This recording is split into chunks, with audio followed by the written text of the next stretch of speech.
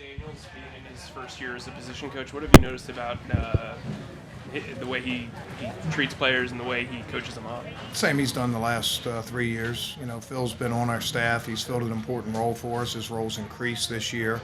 But I think one of the things that you see about guys like Phil that are genuine is he doesn't change his personality as his role has changed. Josh Sweat got some first-team reps today. Were you able to? Yeah, we don't have first team. Well, got some reps against Jason Peters.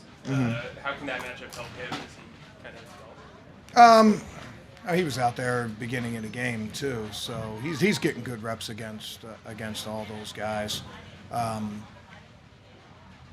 So it really doesn't matter whether it's JP or anybody else or a preseason game. He's just working hard to be consistent, working hard to prove that that he can fill a role if we ask him. What do you like about what you've seen in Eli Howard to bring him in? Oh, Howell. I thought you said Howard. And I was, yeah, I mean, good body for what we're looking for. Our scouts had liked him a couple years ago. He's had a little bit of production. He played sort of a hybrid role last year for Detroit, but, we're a little bit different. Put his hand in the ground and let him come. He's big, he's strong, and we'll add him to the mix and see where it turns out. But he does have a little experience. It's a little bit different than a rookie coming in. We should get him up to speed pretty quickly. You have a couple of those guys now who have come into camp late. What's the challenge for them to get caught up?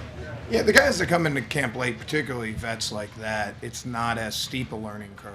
Cyprian, Edbale, Harold, it's not as steep for those guys because they have a base of experience to play and it's more terminology. Younger guys, like a Jane that came in, it was much tougher for him because not only is he learning what to do, he's learning how to do it. And he had to go out and play a preseason game on like 2 days practice. I thought he did a nice job with that. But those guys are in a little different position. He's already been in a camp. He's been working, he's in shape, so we'd expect him to get up to speed pretty quick. Jim, about Sendejo, what you liked about him bringing him in, and then what he's shown you, including Thursday night. Well, he didn't play a ton, so it's you never want to read too much into preseason games. It's a body of work that counts, and his body of work is not just what he does in preseason game or what he's done in training camp. It's what he's done over the last couple of years. He's a smart player. He's multidimensional. He's very instinctive. Around the football a lot. He's a good tackler. And you get all those things. We can use those things on defense.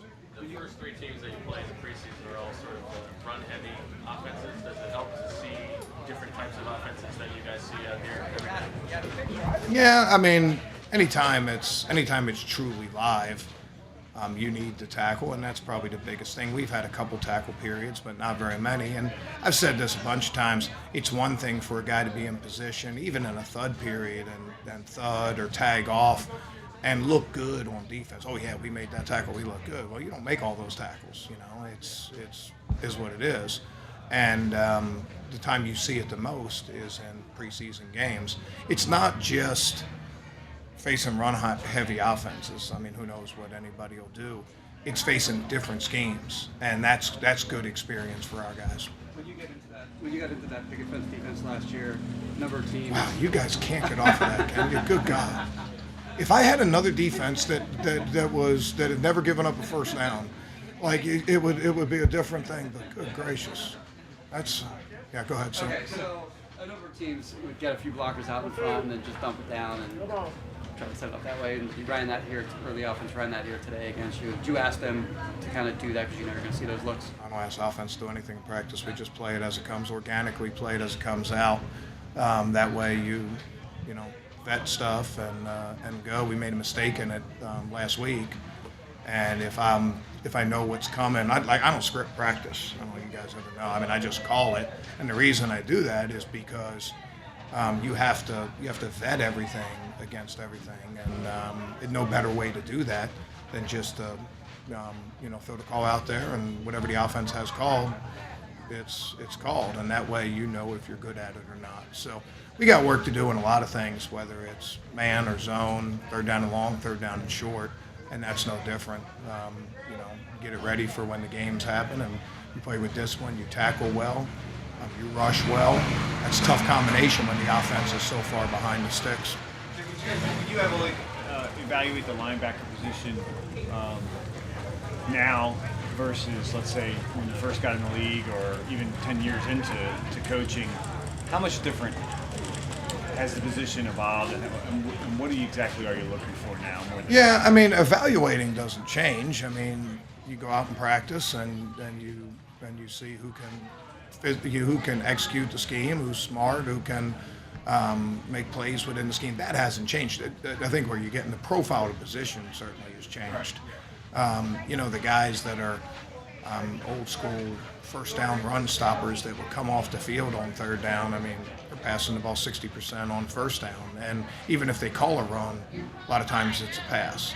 So I think one thing it's done is it's limited the one-trick ponies. Like, you could have a guy in the past that the only thing he did was third down. Problem is that, tempo and everything else, that guy got to get out there and play. And same thing, the run stopper, I don't, even sometimes the offense coordinator doesn't control if it's a run or not. That the ball gets ripped out and thrown. So I think that that has changed profile into guys. You have to be good at both. You have to have ability to match up versus tight ends and running backs. Every offense is looking for match-up tight ends and running backs, and we need guys that have enough multi-dimensional skill that can go. And then you add to the linebacker group, you add those hybrid safety guys that are filling linebacker roles sometimes. I think it certainly has changed the profile, but evaluations don't change. Whether you're evaluating a corner or defensive lineman, it's just a different criteria. The way you evaluate is the same. Jay Fort and Alex Singleton got a lot of playing time in the preseason game. Was there anything that stood out to you about them? Well, yeah, they got a lot of playing time. Took a lot of reps for them, but that's good for them. It is what it is. Our numbers were a little bit, low in some of those positions. Not just those guys, but defensive line had a couple injuries. Guys got to play, but again, part of the evaluation is, their whole body of work and their ability to be able to sometimes go play every snap because there's an injury, and it happens during games. So that's what it is. Yeah, I know you said 2 weeks ago not to read into the depth chart, but Nigel Bradham was listed as the Mike linebacker, and in some install periods we've seen him there. Is that the role you see from this year as a Mike backer? Yeah, I mean, the difference between the Mike and the nickel linebacker, Sam or Will, is those lines have been completely blurred anyway, and all you have to do is motion the tight end, and now the linebackers are switched and everything else. We've cross-trained guys. Nigel's done that for us last couple of years. When anytime Jordan was down, Nigel went in and did that. He's a real good communicator. He's good against the run and the pass. He's tough. I think he runs our show really well. Jordan ran our show really well. We didn't have any setbacks. So if that's where it ends up, we have a lot of confidence in Nigel. But he's not practicing right now, so it really doesn't make a difference. Jim Schwartz been traded for Eli Harold. He's back in a 4-3 for the first time since college. Really? Yeah. I mean, is he? I just know Detroit last year, so. What are your thoughts on what you saw on tape of him? You have to go to the videotape on that one. Big, strong guy, tough. We liked him. The scouts liked him coming out. I think he's a good fit for our defense. We'll get him up to speed pretty quick and see where it goes. Deshaun got here during the season last year. Were you kind of eager to see what he could do with the full offseason here? Yeah, the whole offseason was important for him. Like, when he came to us, he was a 3-4 outside linebacker and had worked really hard to keep weight off, and then get him halfway through the season, and then he's working to put weight on. It's a tough situation. He filled a nice role for us, and not just us on defense. He made a couple plays on special teams last year.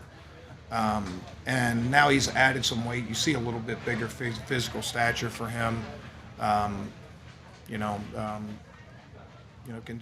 Can do some things in there. I think you're seeing a stronger, more physical player than when he got here last year. Okay, good. I had some more.